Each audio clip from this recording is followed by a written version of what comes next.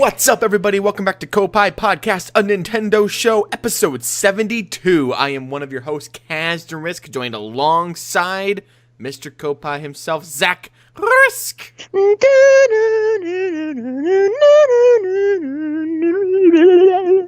Wait, what? What is? Oh, that's the Metroid, yeah. Oh, Metroid. When you get like a new item or something, I was trying and failing. It was totally, for some reason, I was thinking Final Fantasy, which I thought was maybe like an Octopath Traveler sort of thing that you were trying to do, like, because that's part of the stuff we're talking about today. But no, I totally, it's been such a week, and in just Nintendo news and in life with school and work and everything happening. But with the Nintendo Direct and all sorts of things, it's easy to forget that Samus is back, the Queen is home, and Metroid came out this week, and yeah, that's a pretty big piece of news. It's pretty mind blowing. Yeah, I think we the original plan was to kind of do like a review discussion for it, but then the Nintendo Direct happened, and that's just way like more intense. Not way more intense, I guess, but we didn't get the game or Metroid early with the review copies and all of that, and a lot of people have already kind of come and gone talking about their initial impressions of it, and so I think it's just better to talk about the Direct today. So that's what we're going to be doing, talking about the Nintendo Direct that happened this past week. If you missed it, it happened on, Wednesday kind of afternoon. Nintendo had a Direct showcasing some of their biggest Nintendo Switch titles and 3DS titles of 2017 and beyond. And we're going to be giving our reactions to the biggest news and highlights of that. But first, Zach, as you sing that little ditty, you have been playing Metroid. What do you got, I think, an hour in? 2 hours in? Yeah, I haven't gotten too far into it. I've been pretty busy on, school projects and stuff, so unfortunately, I haven't gotten... I got to play to, a decent bit into it to at least get familiarized with the mechanics, kind of explore a little bit of the world, and kind of get started and just get a little feel for it. So it's really initial impressions. But so far, I'm really, really enjoying it in terms of combat versus previous Metroid titles. It's really with the whole counter system that they have now. I guess you played just a little bit, didn't you, when you demoed it at the Nintendo World Championship thing? Or did you get a chance to actually play a little bit? I forget. Are you there? What happened? Oh, man, I muted myself. Dang it. I was eating Cheeto Puffs. Oh. And I muted myself. I was responding to you the whole time. No. The Nintendo World Championship was the time I really got to try it out. And I think about 10 minutes of game time there. And yeah, one thing, you're talking about how the combat feels really different. Samus feels way more like Smash Brothers Samus than before, where you're really able to hit and counter and all of that, and shoot and use your arsenal and all that. So yeah, definitely a very different pace. Yeah, well, what's cool about that is you're constantly going into the areas and enemies are coming at you, charging at you, and if you don't hit the counter button in time, they really mess you up. Yeah, you'll get hit and you'll end up dying, or unless they kind of start building you up, I guess, pretty early on with different power-ups to get you, additional energy bars and stuff. But if you miss those counters, then it really can mess you up. And so I noticed you want to be you want to be kind of good on your timing with that and your reflexes, which adds a kind of a cool element to the kind of mindlessness of previous games where you would just run through a tunnel and kind of shoot wherever. So I really like that, a little more interactivity with the combat system. And so far, it's just the 3D is really beautiful. Yeah, really cool. They kept the 3D around and didn't just go the 2D route. So they were doing some really cool pushing the 3D to its limits. It's I kind of feel why not at the end of the 3DS's life cycle, when you put out a game, push that 3D to as far as you can go. It's so I think it's really, really cool. No. My only complaint. Go for it. Sorry, what were you gonna say? Tell me your complaint. Yeah. Yeah, my only real complaint is that whole Sam Claiborne mentions it in his review for IGN, is that they add this mechanic early on that lets you scan the environment for hidden objects and hidden blocks, which is part of the fun of Metroid, is kind of exploring the environment. It's especially if Zelda Metroid Prime had it's like if Zelda had a mechanic that just kind of revealed everything, so you don't have to really think. There's the I've been like the Sheikah stone in the modern Zeldas, or at least like in Ocarina of Time 3DS and Majora's Mask 3DS. There was that little Sheikah stone you could just crawl into. That gives you a little hint. Yeah. Yeah, that's true. But it's just and that's way more optional, because in this one I found myself, I don't know exactly how to disable it. I went into the options and it wasn't very user friendly to figure out, because I went to the page that you can select your power-ups to use and I couldn't remove it from it. And several times I've like accidentally hit it, and suddenly Samus is scanning the entire area, revealing like blinking little bricks, and I'm like, don't look at the map and stuff, because I want to find that myself. Yeah, so I'm weird. like, how do I disable this? Why would they even do this? It's like every Mario does it with their, if you die a few times, it's like, do you want to just fly through the whole level without getting injured at all? Do you not want to play the game anymore? Yeah. So Sam even recommends in the IGN review, like, do not play this with that on your first playthrough, because it's just really not kind of the Metroid feel. So that's my big complaint with it so far. Otherwise, if you're not using that, it feels exactly so far like a classic Metroid title. So and I hear that it's really long. So like when we play like Zero Mission and stuff, it's really quick, like 5 hours at the most. It's like, so to have a journey that seems like maybe it's double or more than that is pretty cool and exciting to have going forward. So I'm really excited to play more of it. So yeah, definitely. Yeah, no. Now, my question would be, before we move on, is it worth, if you're on your Switch, you got a backlog on Switch, you got games coming out, you got Mario Odyssey next month, you got Pokken Tournament coming out next week. Is it worth dusting off your dead, lowly little 3DS console to pick up Metroid Samus Returns? Or, I mean, obviously, if you're a diehard Nintendo fan, if you're a huge Metroid fan, you don't want to miss it out. But just for the Nintendo Koppai out there, playing their Switch, loving their Switch, is it worth going back to the previous generation to pick it up? It's like when you're playing your PlayStation 4 and this beautiful gem comes out on your PlayStation 3, it's like, do you want to go back? Like, is this where is it fun enough? Is it engaging enough? Is it slick enough that you feel like it's worth going back to your 3DS and pulling out your 3DS? Because a lot of people have had complaints. We got some games coming out here in the Nintendo Direct that we're going to be talking about that are immediate passes, and Hey Pikmin and Miitopia were instant passes from a lot of people, because it's like, no, not going back to the 3DS for this one. But is Metroid Prime the one, or Metroid Samus Returns the one that pulls you back to the 3DS? I think that in some sense, yes. It's kind of the case, if you played a Metroid game before, you know what you're getting, so you're probably interested in getting the game anyway, or you probably did. Because you kind of know the addictive, amazing gameplay of Metroid and are in for more of the same.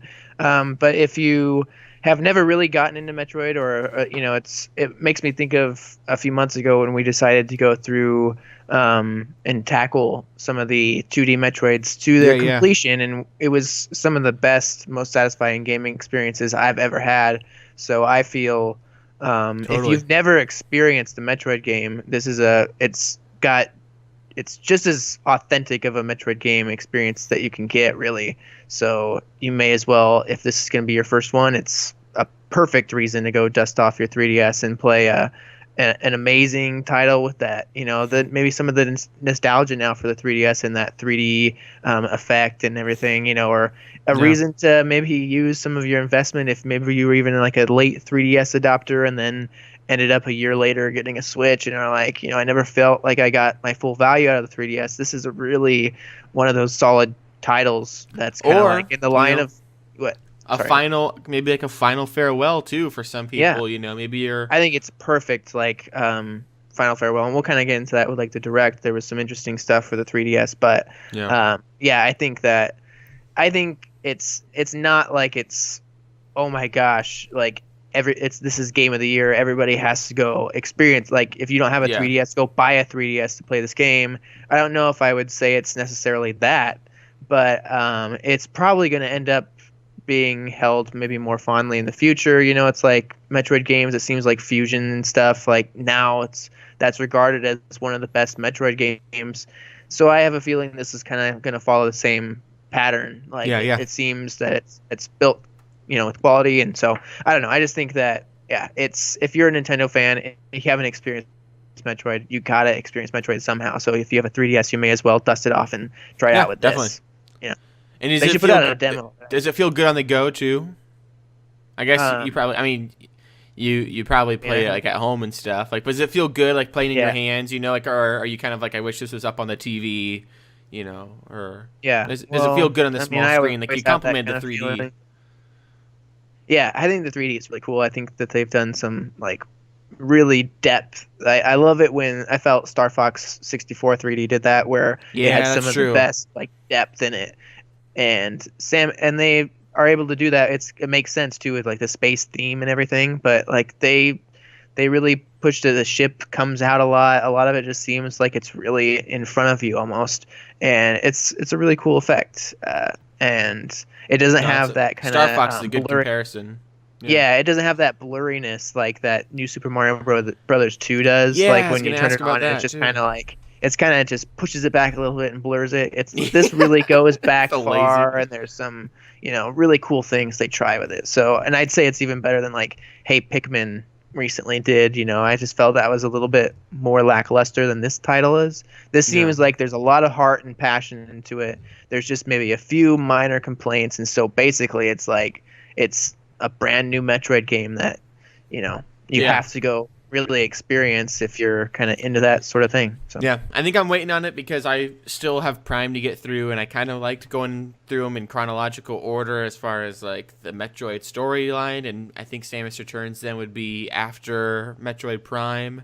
And so, and I'm really in no rush. I'm still playing tons of Destiny. I still have to go through the Fire Emblem on my 3DS and some other games on my 3DS that are in a backlog, and my Switch backlog. It's too much. Yeah, when I really hunkered down and thought about it, I'm like, I can take a pass on Metroid because the thing is I still haven't played Prime yet, so I still have that to go through. Well, yeah, it's like, and truthfully, I don't know if I'll even continue with Metroid Samus Returns to its completion at this time. Like I started it I wanted to get a decent bit into it to have some impressions, to get a feel for it, know if it's a good game or not. Like, does it feel like Metroid? How does it, how do the mechanics work? But there's so much going on and so many games that I'm currently working through that I have to, kind of balance it out. And it's just, it's like we talk about a whole bunch, the golden age of gaming, that there's just, it's insane. I think I have 40 games on my Switch, so there's a lot to choose from. Yeah, definitely. And the Direct. We just had a Direct with more announcements. That's a good segue into the Nintendo Direct. We have the notes pulled up here from My Nintendo News. They did a nice little summary titled, "Here's Everything Announced During the Nintendo Direct Presentation," including a little summary. They point out that there's some of the highlights include details about key third-party games coming to the Switch, with the biggest shocker of the Direct being that Doom and Wolfenstein 2, the new Colossus, are coming to the Nintendo Switch. Those, of course, published by Bethesda, who are also bringing Skyrim to the Switch. And there's the previous announcement of LA Noire coming and Resident Evil Revelations. And so some of the other announcements include arcade classics coming to the Switch, a new Mario Party for 3DS, jam-packed presentation including stuff like Project Octopath Traveler from Square Enix, Super Mario Odyssey details, and a very, very meaty chunk of Xenoblade Chronicles 2. Too meaty for my personal taste. Yeah, big old poop. Yeah, big old poop, a Xenoblade, a Xenopoop. Anyway, Doug Bowser, Nintendo of America's Senior Vice President of Sales and Marketing, says that the momentum for the Nintendo Switch is in full swing. Between all the first-party, third-party, and indie games coming to both systems, this is one of the most diverse lineups we've had in years. It's a great time to be a Nintendo fan. And leading off the charge for Nintendo fans is Super Mario Odyssey. New information about Mario's upcoming adventure was revealed during the presentation, and I think you even looked away, didn't you? You were like, nah, I can't see anymore, like, don't want to look anymore. Yeah. Including more story details, locations, modes. Additionally, in case you care about this, if you haven't picked up a Switch yet, this is the time.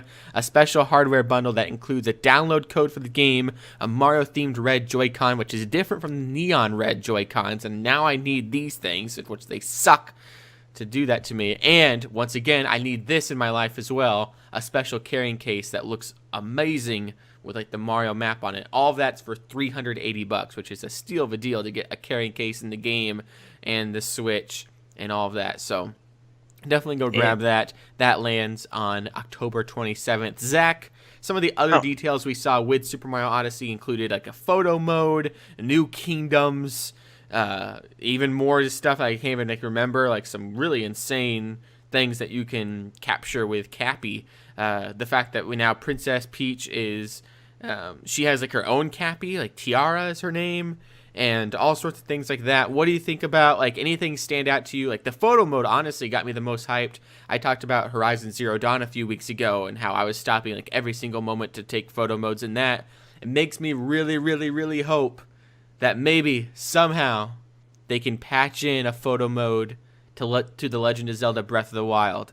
How cool would that be if you're just paragliding and you pause and you can rotate the camera around and add a filter and rotate things and blur out the background, and it's just Link, like, ooh, like, I hope Nintendo's realizing how awesome photo modes are.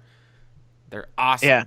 Yeah, I think that would be, I think the Odyssey photo mode looks absolutely mind-blowing that they're able to do that with such a, it's, the Nintendo Switch and Nintendo's whole reputation for, the way that the games, the powerhouse and, how they're optimized and aren't able to do some crazy things. I mean, with Mario Kart 8, we did start to see with like the slow down mode, with our replays and everything and the 60 frames a second, that they were able to do some really cool stuff with that. Yeah. But I don't know if ever, I forget if you're actually able to like move the camera around a ton and like rotate it any way you want, like free.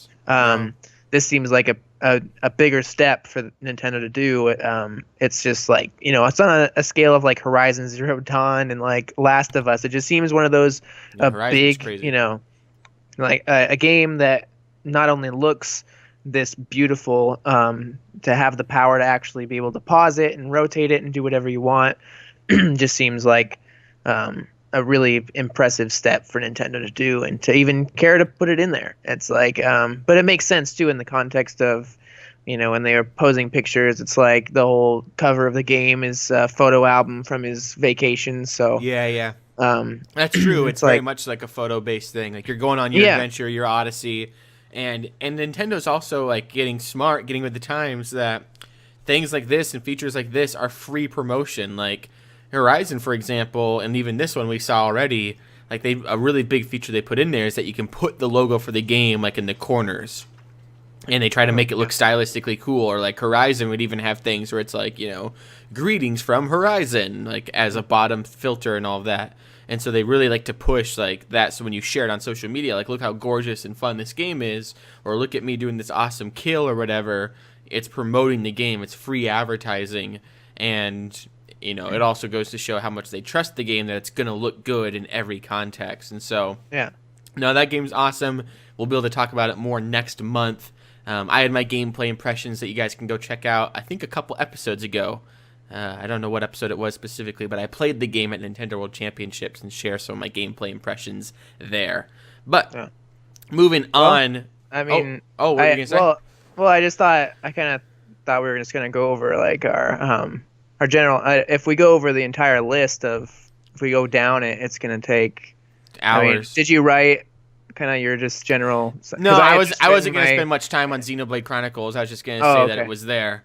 Because I didn't want to go over like all these. Yeah, no. Like, We won't Fire do that. Emblem Warriors. I'll just quickly say, that that Xenoblade Chronicles 2 had a massive, piece of information, including details on the world, that there's doing all sorts of special bundles and all that. I will say this, though, one thing that I did really like from it is that the game looks significantly better from what we saw at E3, or maybe it was even the initial reveal event. They've polished it up. Your character model looks way better. Everything kind of has this extra kind of anime polish instead of looking like the cheap chibi thing. So the game looks really exciting, really big. But yeah, man, I think Damon Hatfield tweeted out, there's a rumor that somewhere underneath all of Xenoblade Chronicles menu screens and HUD and UI, there's an actual game you can play. Because, man, you go into those fights, and it's like your party's on the side, your health bar's up top, your special attacks are at the bottom, like, and you see your character fighting in the world, like, through one tiny little thing. Like, I wonder if there's a way just to turn off the HUD and just play the game and just memorize stuff. Well, my biggest complaint about the whole Xenoblade trailer was just that narrator. Oh, it was like that, what are they called? They're like sages or something like that. It's some other word, I think, they use. Titans, yeah. That was narrating the whole thing, and I was like, hopefully you can just use the Japanese. He sounded like the guy from the movie Milo and Otis. Remember that? It's like, oh yeah. Like, Milo, I just thought, Milo? Is he going to be like narrating through the whole entire game? Because it was like he was getting bored. Like by the end of the game, he's just like asleep, like kind of he probably got like mumbling the words. Voice actor probably was like freaking jackpot. Like I got called in for a 40-hour voice acting gig, or 40 hours a week and all of that, and for 5 weeks I'm so excited. And he goes in like, here's your script. He's like, oh no, this is terrible. Yeah, he's probably like some audiobook like narrator. He just has read like so many books that he just kind of gets in a rhythm. It's kind of hypnotizing and just mellow, and that's his just own his eyes style. start to daze over. Like, yeah. All right, but yeah, moving on. The other thing they shared was Project Octopath Traveler, working title. And the producers of Bravely Default, Square Enix, present a new RPG with HD 2D. And the demo was out. You played it and said it was amazing. I saw some other tweets online that were like, I mean, I was actually pretty sold on the game. I thought it was really fun. I thought the name was hilarious, but whatever. I thought it was going to be a really fun RPG that would eventually be perfect on the Switch. Right. But a lot of people apparently really needed some convincing and were saying that this was the thing that sold them on it, that it was such a beefy demo and so like captivating. The 2D HD does look awesome. Like we've talked about that. We had Matt Rathel on to talk about Hive Jump a long time ago and how he was talking about, modern day pixel graphics. And we talk about Shovel Knight all the time. Like, this is just perfecting that almost, like just complete visual wizardry. Like really cool. Anything you got from the demo or? Well, I just thought the combat system is amazing. It kind of has this really cool boost system that adds a whole bunch of different strategies that you can utilize. And being so early in the game, I just imagine it getting extremely complicated, and had just that perfect rhythm instantly getting into it, like similar to the Final Fantasy VI that I was playing a lot of. It just kind of brought that's over actually a lot relevant of that for us now that you played that so recently. Yeah. It just kind of brought over a lot of that. I just like knew exactly like what to kind of start doing to kind of get my character set up. And it's this kind of just little tricks like you were talking about with the 2D, 3D thing. It's like when you go into a building, it kind of makes everything in shadow outside. Like you can still kind of see like the bushes and the door to the next house over, and maybe inside a little bit, but it's all very dim. Like it's almost like a stage or something. Like when you focus in on a house, it's still an open world and it's all seamless, and it's really, really impressive how they flow it all together. And then it's all voice acted, so you can it's cool because you can read through the lines and it'll start saying a little bit, and it kind of feels like that classic where they just would say like the first two lines or something. And sometimes they do that still, where it's just like, I see, and then it's like Fire Emblem does that a lot too. I see. So excited. There's this Uh-huh. one character in Fire Emblem that like every time they say something like remotely like positive, or that they're just like that they won a battle or that there's a victory coming. I think the character's name is like Olin or something, and I think just the latest one, like Fire Emblem Fates. And every time, like it gets overused so much, but it's always, I'm so excited. And it's just it gets so funny, like especially if you're clicking through. It's like, yep, okay, I see. I'm so excited. I'm so excited. So I love that character just because of that. But yeah, continue. Yeah, well, in that regard, it seems like some of it's actually added in almost like Shovel Knight does, with some of those sound effects and stuff that seem pulled from something like Yoshi's Island or something. It's like they definitely harken back and throw in little Easter eggs and little nods to the classic Final Fantasies and all that. As somebody, it's almost like with Bravely Default, I haven't played through Bravely Default, but it seems like they took a more like traditional, this is an RPG, and it seems Octopath Traveler is almost a little bit more celebratory and nostalgic, trying to bring back a little bit more of just a little bit more referencey and just kind of celebratory of that whole style, whereas maybe Bravely Default and that whole series is trying to actually do a more modern RPG take. This is trying to fuse a couple different styles, and so I don't know, I'm really impressed with it. I love the whole, we love indie and pixel, like we kind of grew up in that era, and so I'm super excited for the pixel art. Like I'm hoping I hope they, Shovel Knight kind of did it, like really I think kind of started this mainstream trend. I guess maybe they didn't like really start it. It was the audience that started like making it mainstream, of just pixel art graphics, like making those in games that like can have large commercial and critical success. And I'm hoping, it's nice that Square Enix is able to do it, like, and really double down on it, because there's just this trend, I guess, of like being maybe afraid, and they do like kind of cartoony graphics, or they kind of like, make something that's like a little bit muddy or whatever, and it's just like really just perfect the pixel art. And like I love how they have kind of coined this term of 2D HD. Like I haven't really heard that term for it before, but yeah, that's perfect, 2D HD. And I'm really excited to try out the demo, and I'm moving forward, I'm genuinely curious what they're going to call it, because now there's literally a demo on the eShop called Project Octopath Traveler. Like they're branding and marketing and doing all this direct footage of Project Octopath Traveler. What are they going to do one day when they rename it? And it's like, they could just fantasy take out adventure. the project. I don't know. Like just make it Octopath Traveler, or something like that. The Travelers, because it just seems to really define, like once you understand what the game's about, it really all makes sense suddenly. Because it initially kind of sounded maybe a little silly. An octopus, that's like some sort of journey. I don't know. I thought it was kind of funny with the HD 2D thing, because it seems a little bit just like it's PS1 sort of styled. Like during the PS1 era, they did a lot of RPGs that had some of those 3D elements. Like I forget what some of them were, but it was like it's like Dragoon, like the Dragoon series. It makes me think of like that had some, and even like once they were getting like tactics and stuff, they were adding kind of 3D environments that 2D pixel characters were inhabiting. And it seems like this is kind of that same style, but it just adds like really cool lighting effects and, brings it to HD. But it's like still kind of that, it's not like it's really anything particularly too new. It still just kind of reminds me of like PlayStation 1 era 2D RPGs that started adding those 3D maps in. But really, really cool to have that kind of style back. I think it's kind of like with, Ukulele and games bringing back the platformer, collectathon sort of thing. Yeah. So I hope we get more like this. Like any developer can take on this kind of style. It's really awesome. It's like kind of like with Oceanhorn. If you want to try and make a Zelda game that's really epic, like Axiom Verge did Metroidvania really amazingly well. So like, just, let's get more of these. Really awesome. Yeah, definitely.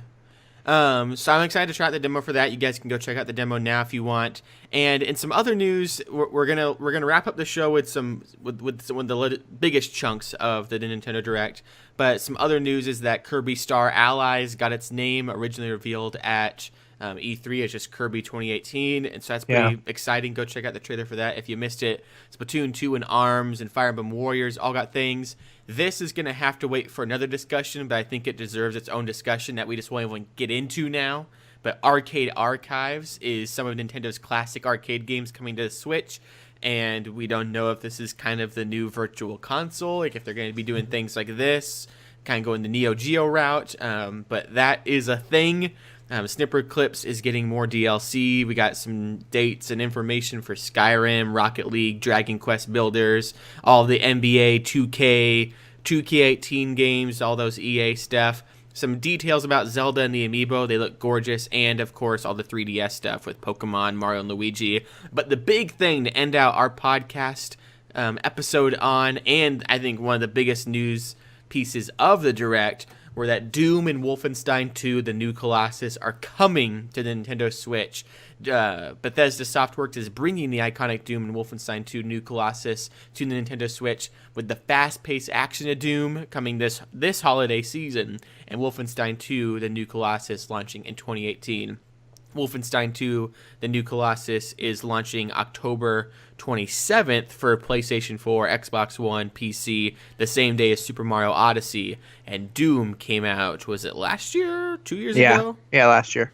Okay, yeah. So, really exciting news. There's been some comparisons online of the graphics of Doom Switch compared to PlayStation, and now people are starting to be like, wait a second, these aren't exactly accurate because people are just pulling the footage from the Direct, which, if anyone knows how live streaming and YouTube works, that gets horribly compressed. And if you actually watch, like, I watched the one video where a slider goes over the whole screen, Doom does look pretty blurry and pretty bad on the Switch. But if you're worried, if you think it's going to look like crap on the Switch, understand that the amount of compression that happens when you do capture software for a game and then put that in a trailer for a game and then upload that trailer to YouTube and then live stream that trailer, it's not looking anywhere near like the actual game will look. And so, and the game is still apparently, is a few months out. And when this trailer was made and when it was all pulled together for the Direct, it could have been even more months out. And so the game will probably look pretty good.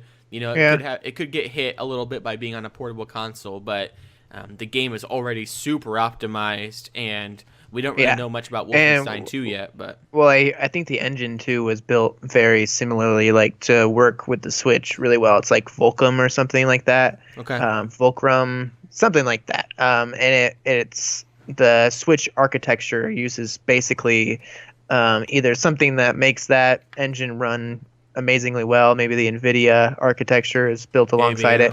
Something like that, to where it's pretty easy, and with how well you say, like you mentioned, Doom is optimized, that they should be able to do a fairly good job of it.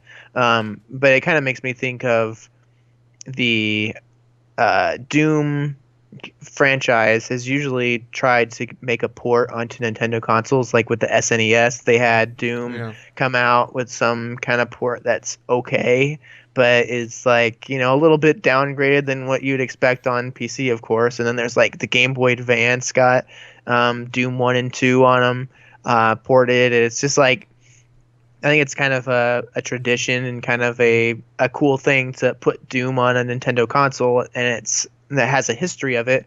So it may not necessarily be that it has to be the definitive best version, best way to play, but it's gonna be on the freaking go. You can be on a bus playing Doom. Yeah, exactly. It's gonna be insane. Yeah. Now, I personally probably won't get it. I already own Doom on PC. Yeah, me too. But I'm really wondering, like, I don't know. This is when it gets into all sorts of tricky territory, because I have a PlayStation, a PC, a really nice PC, and a Nintendo Switch. And October 27th, there's no way I'm picking up Wolfenstein 2, because I got to be picking up Odyssey.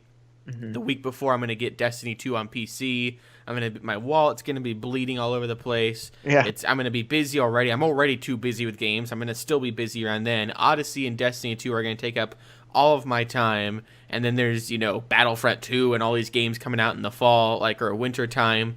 Like, Wolfenstein 2 is probably at the bottom rung. And I still haven't played through Wolfenstein, 1, the New Order, or the New Blood, I think are the two that kind of came out before this one, the kind of, standalone packs. And I have both of those on PC and want to play through them, but then it just becomes this question, all right, do I continue on PC with using mouse and keyboard and probably superb graphics, or is it a game that lends itself well to being played on the go? And I would assume that the game probably doesn't, need to be played on the go, doesn't benefit from that, like a game like Mario Kart or Sonic Mania even.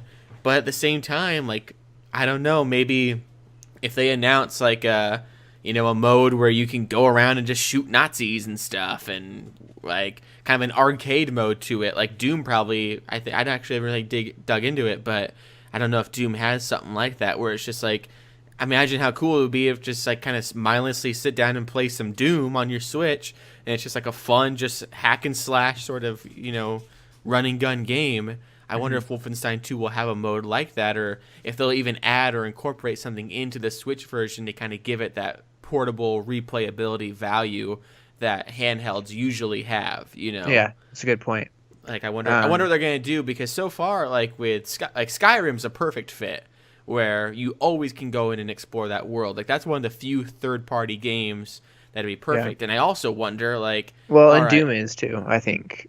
Like, you can always kind of mindlessly go in and, like, you know, kill some... there is a campaign. Like, there's a linear kind of progression to it, which is maybe throwing me a little bit off from getting that. I mean, if you haven't played Doom before and you don't really have a proper, you know, PC rig, or even if you have, like, a PlayStation, like, if you're choosing between Doom on PlayStation or Switch, unless it's, like, very much so graphically downgraded and you care about that, I think Doom, like, if you haven't owned it yet, would be perfect on Switch. Yeah. But it gets in this tricky situation where, you know, with games like this, do you double dip? Like, I'll probably double dip, or I guess triple or quadruple dip with Skyrim and get that. But I just didn't expect Nintendo or these publishers to completely open the floodgates and be like, all right, Switch is just a major player now. Like, these games are coming to Switch. They're going to be here. And let's not, like, we've even begun to talk about the fact that we were talking about just last week with LA Noire, and kind of asking, like, all right, does Nintendo really want this image of Grand Theft Auto, you know, next to Mario? Like, do they want that on their shelves? And now you literally have right next to Super Mario Odyssey a picture of, like, you know, the freaking Praetor suit man holding up a demon, blasting his brains out. Like, you have the one guy, what's his name, BJ, like Blake or something, from Wolfenstein, walking with the Nazi flag behind him, and, you know, the Zeppelins flying overhead. And it's like, all of that's right alongside Link with his little Breath of the Wild sword. Like, this all bets are off now. Like, and granted, there's a few people that are throwing out comments out there that are now like, all right, every other major third publisher, like, you know, where's our, you know, Witcher 3 now? And granted, Doom is way more, you're going down a corridor, there's only so much the game has to render at one time compared to The Witcher 3. And most likely the same with Wolfenstein. Like, I think there's a few kind of open plaza areas, but for the most part, it's you're going down this hallway, this level, this room, and that's all the game has to render compared to, you know, some of these other huge Red Dead Redemption 2, Grand Theft Auto 5, you know, etc. So it's pretty hype. Yeah, it is. And, you know, it's kind of maybe that point again too. I mean, maybe not Doom. It seems Doom is a little bit more like all audiences kind of gravitate towards that. Maybe Wolfenstein's a little bit more, you know, an older audience tends to go for it. Like, you know, when I was younger, I had really no interest at all in playing the Wolfenstein games. Yeah. But, you know, maybe now with Bethesda's new reputation, they kind of have more people interested in, like, every single game they make. You know, it's like, these guys made Skyrim, so now, like, let's get their new game. My curiosity is like, I don't know, with Skyrim, for example, and with Doom, there's not a first one, like, truly, that you need to, like, play before. Yeah. Wolfenstein 2, though, from what I hear, literally starts at the end of the first one. Like, same characters, same kind of story, same like, some villains are carrying forward. Like, it's very much so, like, this is a sequel that you really need to play the first one. Like, surely they do stuff to make it so it's somewhat independent. But if you are only a Nintendo console owner, like, then there's no way you can play Wolfenstein 1. Like, if that's the only kind of console generations you stick with. And I'm really surprised that they didn't say, okay, Wolfenstein 2 is 2018 on Switch, but for you guys to have something this holiday season, we're doing Wolfenstein 1 and the New Blood bundled together, you know, available this month on Switch, you know, like a surprise announcement or something. Like, I'm surprised they didn't go ahead, because surely then it can handle that. Like, I wonder if they didn't want to. They probably maybe just used their resources on Doom instead of doing, you know, the first Wolfenstein. What I kind of noticed about this, just kind of thought about Nintendo's now, you know, just, I mean, they've, like I was mentioning with the SNES, they've had, you know, Doom on the platform before, but to bring games like Wolfenstein to have, imagery like that, the Nazi flag on the eShop and stuff. I think Nintendo's maybe to a point after the failure of the Wii U that it's like, we just need to make money, and if this game is a big selling game that everybody's kind of saying they're interested in, then we're gonna put it on our system because it's gonna sell and it's gonna make us money. It's like the kids love that PewDiePie, so we gotta get Wolfenstein on the Switch. Yeah. Well, and I just think, maybe they've just gotten to a point where the kiddie image they do want to try to somewhat preserve, maybe for their first, their first party things. They don't want to stray too far from it, but in terms of what to allow on the Switch, we definitely see they're going with the more older audience marketing, direction. Yeah, with all definitely. The commercials they go for. So, they could just be saying, we're just going to follow the trend now and be a little smarter about, not keeping. It'll be interesting to see when they do, the ads next year, and when they do the whole summer of play, and how this past year it was summer of play, and people are showing up to parties and playing Splatoon and ARMS and Pokken Tournament, and it's the big games of the summer. You wonder if next year it's going to be like, the summer of Switch and all that, and kids are showing up to parties, and on the screen is just, that scene where you're just punching the demon in its head and ripping open its jaw, and all these kids are like, yeah, they got their Joy-Cons on their hands, and they're just like going to town on it. They're like playing, and like, there's the scene where you're just like grinding through Nazis and all of that, and it's just, you wonder if they're going to choose to showcase that, or if they're going to be like in these directs, because even in this direct you kind of got a hint of it. All right, and Doom is coming, hack and slash through hordes of demons, and also Wolfenstein, in a world where Nazis have taken over, you are the one person that can stop them. They didn't really spend Xenoblade time on them. I wonder if they're going to kind of always shy away from it and be like, hey, it's coming, but that's not our focus. And it's also important to note that it's not like Nintendo themselves are going out and making, Mario plus Rabbids versus Nazis or something. Like they're keeping all of their stuff close to the chest as far as E for everyone. Although Mario, we didn't talk about it. He did show off them nips this episode or that direct. Yep. So they maybe not so innocent times for Nintendo. But yeah, I don't know if there's anything else you want to say about all of that. I just think it's super exciting. I thought we should. I just am curious if we'll see one of those commercials just with the Switch Snap and red logo, and that it just goes into Doom or Wolfenstein. Like, that'd be really crazy, because it seems like that'd be effective. Like, it seems for the longest time it was PlayStation, at first it was Xbox that would always be kind of the Grand Theft Auto, the Fallout advertisements, and then it was PlayStation, with the PlayStation 4 dominating, and then recently it's been the Switch constantly. If you see a gaming commercial, it's oftentimes for the Switch. And so I just wonder if, putting their games out on the Switch system, they would maybe more opt to go a marketing direction, because it seems they do choose or maybe it's the company themselves, whoever has the most money is like, we're going to advertise the game for our system. I don't know how exactly that works when they're like, Bethesda's like, we need to advertise for Fallout 4, but what system is going to be the one that's constantly putting the logo on? Maybe they all release one, but one promotes it more over the other. Yeah, like Destiny, so that's for example, is all PlayStation. If there's any Destiny commercial, it's guaranteed to be PlayStation, because PlayStation sponsors that game almost. Like, they help publish a lot of aspects of it. And so, but one quick shout out. We won't even talk about it, but Mario Party, the top 100, should be on the Switch, but it looked amazing. I showed Dad it. He visited this week. He had a quick meeting thing in some part of Minnesota, so he stayed with us one night, and I showed him it, and we were pointing out all of the games we remember playing.